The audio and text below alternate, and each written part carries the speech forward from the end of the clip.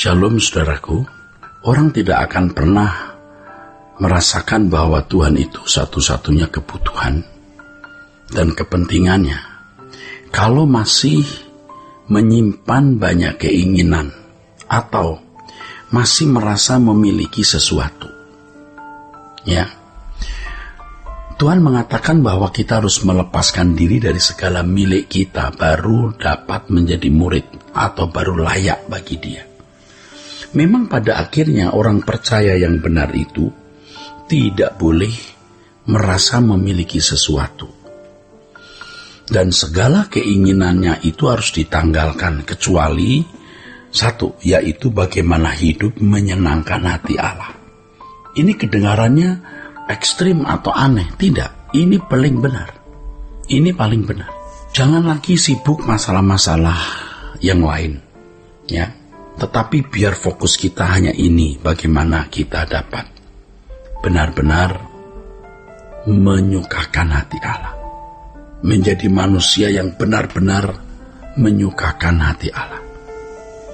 Jadi segala sesuatu yang kita lakukan itu memang semua semata-mata hanya untuk kemuliaan Allah.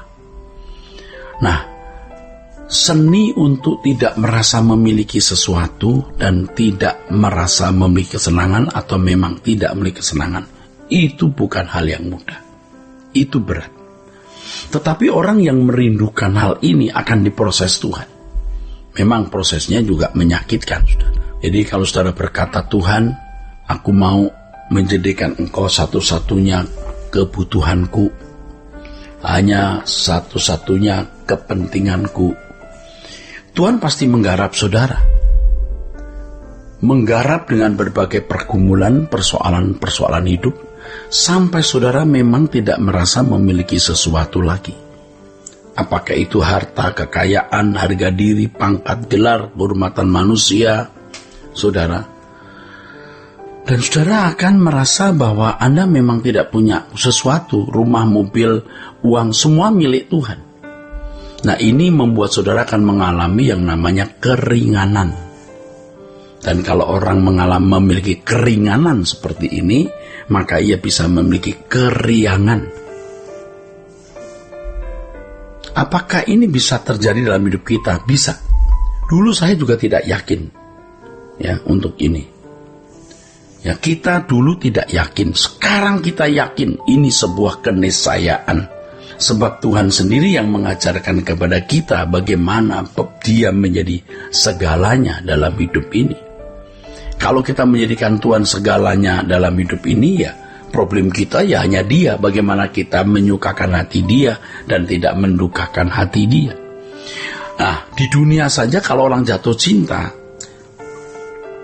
maka hal yang lain menjadi tidak berarti kecuali pacarnya ini. Dia hanya ingin menyenangkan dia, memuaskan dia, bersama dia, dan tidak ingin melukai dia. Kan begitu, saudara. Sama dengan kehidupan kita dalam pergaulan dengan Tuhan. Kalau kita membaca di dalam Alkitab Perjanjian Lama, misalnya di Habakuk 3 ayat 17-18. Umat Perjanjian Lama itu sudah memiliki prinsip-prinsip yang luar biasa seperti ini. Sekalipun pohon ara tidak berbunga, pohon anggur tidak berbuah, hasil pohon zaitun mengecewakan, sekalipun ladang-ladang tidak menghasilkan bahan makanan, kambing domba terhalau dari kurungan, dan tidak ada lembu sapi dalam kandang. Namun, aku akan bersorak-sorak di dalam Tuhan, beria-ria di dalam Allah yang menyelamatkan aku. Wow. Coba, walaupun aku dalam keadaan begini, di mata dunia itu bencana, musibah, malapetaka, kesialan. Tapi bagi hamba Tuhan ini, bagi anak Allah ini, itu bukan masalah. Yang penting Tuhan menjadi kebutuhan satu-satunya. Yang penting Tuhan menjadi bahagian hidupnya. Beria-ria di dalam Allah yang menyelamatkan aku, itu. Di dalam teks lain ditulis, sekalipun dagingku dan hatiku habis lenyap, gunung batu dan bagianku tetaplah Allah selama-lamanya. Begitu Mazmur pasal 73. Nah, saudaraku sekalian, kalau orang itu masih tersinggung, merasa tersisih, merasa dizolimi, itu ada sesuatu yang salah dalam hidupnya. Itu pasti ada yang salah. Merasa tersinggung, merasa tersisihkan, merasa disingkirkan, merasa dizolimi. Oh, ada yang salah dalam hidupnya. Nah, tentu saya juga sudah mengalami hal ini, saudaraku. Sampai sekarang juga tentu masih berjuang untuk hal ini.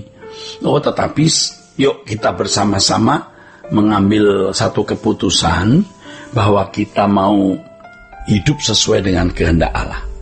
Tidak merasa memiliki sesuatu. Memang segala sesuatu juga akan kita tinggalkan, ya saudaraku. Dan semua yang ada ini bukan milik kita.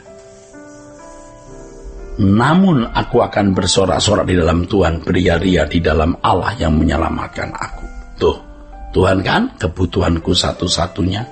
Tuhan kepentinganku satu-satunya.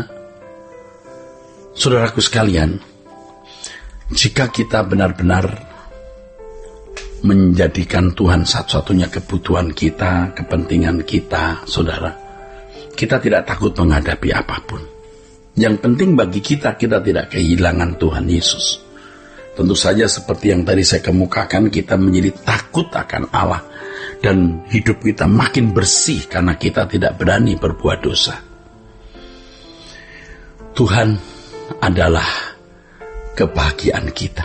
Tapi Tuhan tidak kelihatan bagaimana kita bisa menjadikan Tuhan kebahagiaan kita. Nah, ini yang tidak bisa diajarkan dengan kata kalimat dengan mudah. Tapi saudara harus menggumuli, ya, percaya bahwa Allah itu ada. Ibrani 11 ayat yang ke-6, yakin bahwa Allah itu ada. Tetapi bukan hanya yakin Allah itu ada, tapi juga mengalami Allah yang ada tersebut. Allah yang eksis tersebut, mengalami. Dan kita bisa merasakannya, sukacita damai sejahtera dari Allah melalui pengalaman yang kita alami tersebut. Nah, banyak orang yang hanya mengerti secara kognitif atau dalam pikiran, tetapi tidak mengalami. Ya saudara, bisa nyanyi, Kaulah segalanya bagiku Tuhan, kaulah hartaku, kemuliaanku, bisa. Tetapi mereka tidak sungguh-sungguh mengalami bagaimana Tuhan menjadi kebahagiaannya. Itulah sebabnya ketika Yesus berkata, datang kepadaku yang letih lesu dan beban berat, aku beri kelegaan padamu. Artinya, mengapa kamu letih lesu? Karena kau banyak keinginan, banyak obsesi. Ya, karena kamu memiliki cita-cita yang belum kesampaian, atau belum memiliki rumah pribadi misalnya. Nah, hal-hal seperti ini akan menghambat pertumbuhan rohani kita. Hal seperti ini membuat kita tidak bisa menikmati kehadiran Tuhan. Kita harus buang hal-hal seperti itu, saudaraku. Dan kita benar-benar mau menjadikan Tuhan sebagai satu-satunya kebutuhan kita. Dan Tuhan akan tersanjung kalau kita menjadikan Dia benar-benar satu-satunya kebutuhan kita. Tuhan akan tersanjung. Ini yang namanya benar-benar memuliakan Allah. Artinya menganggap Tuhan itu mulia, menganggap Tuhan itu agung, menganggap Tuhan itu besar, dan memang demikian adanya. Oleh sebab itu kita harus selesai dengan diri kita sendiri. Kita harus bisa mengatakan kepada jiwa kita, sudah, jangan ingini apa-apa, ya. Ayo ingini Tuhan dan kerajaannya saja. Kita yang berkuasa atas diri kita sendiri. Kalau kita melakukannya dengan sungguh-sungguh, kita bisa mengendalikan diri kita sendiri dan mengarahkan diri kita sendiri ke arah yang benar, yang Tuhan kehendaki, di mana kita harus melangkah ke sana. Jangan sampai saudara terlambat ya menjadikan Tuhan itu sebagai kebahagiaan saudara. Kenapa? Kalau Anda terlambat, Anda tidak akan pernah mengalami sampai selama-lamanya. Kalau saudara tidak bisa mulai sekarang menikmati Tuhan selamanya, Anda akan kehilangan Tuhan. Sola Gracia.